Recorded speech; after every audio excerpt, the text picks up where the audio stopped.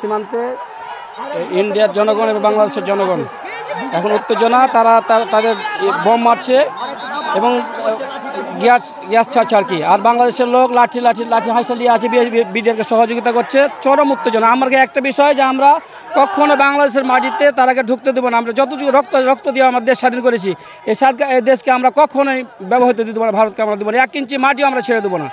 আমাদের রক্ত থাকতে আমরা ছাড়বো না, কখনো ছাড়বো না, ইনশাআল্লাহ।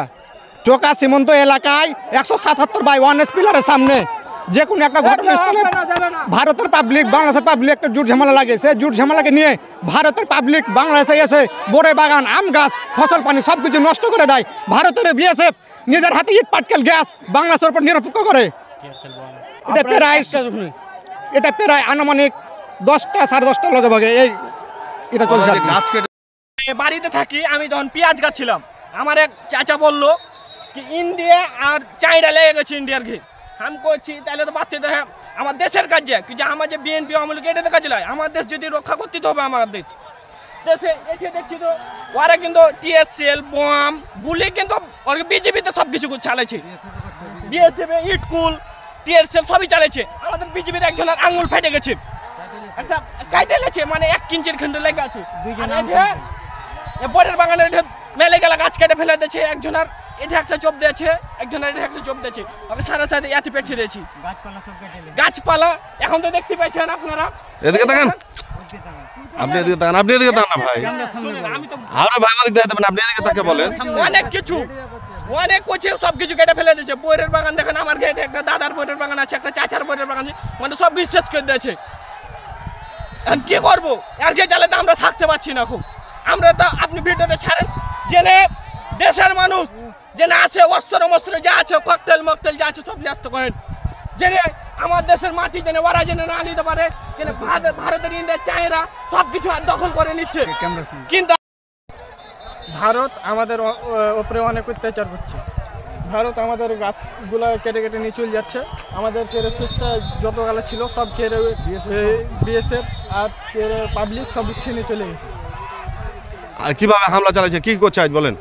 আজকে আপনার গ্যাস তেল মারছে আমাদের উপরে, আমাদের গ্যাস তেল মেরে আমাদের চোখ মুখ জ্বলিয়ে দিছে। তার উপরে ভারত আবার আমাদের উপরে অনেক অত্যাচার করেছে। দেখতে না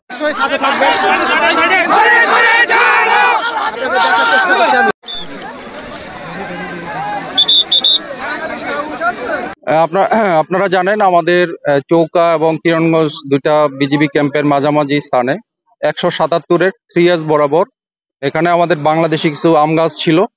তো ভারতের নাগরিকরা আমাদের এই বাংলাদেশি আম গাছ কাটাকে নিয়ে একটা ভারতীয় নাগরিক এবং বাংলাদেশের নাগরিকের মধ্যে একটা উত্তেজনার পরিস্থিতি সৃষ্টি হয়।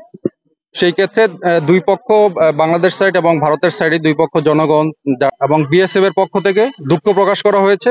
এই যে গাছগুলি কাটা হয়েছে এটা অন্যায় হয়েছে এবং তাদের পক্ষ থেকে তারা এটা ব্যবস্থা নিবে।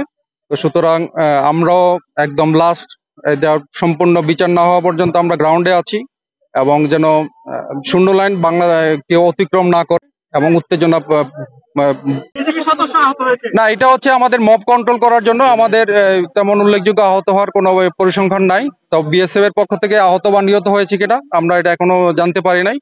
তবে আমরা এটা বিভিন্ন মব কন্ট্রোল করার জন্য ওরা সাউন্ড গ্রেনেড নিক্ষেপ করেছে, যেটা ওরা ইন্টারন্যাশনাল